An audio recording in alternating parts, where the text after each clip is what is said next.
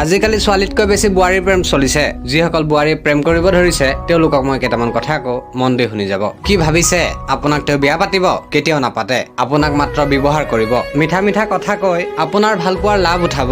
Video' কলৰ লগতেই আপোনাৰ লগত শাৰীৰিক সম্পৰ্ক কৰিব চাব।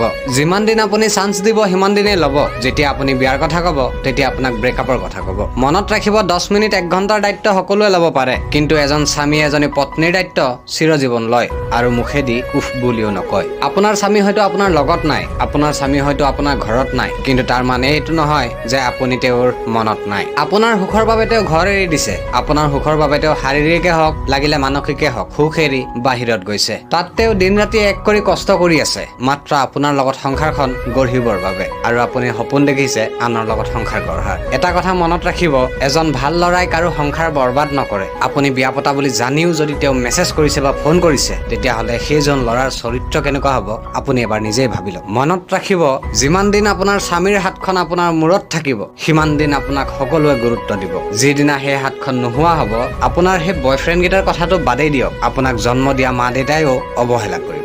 ধন্যবাদ।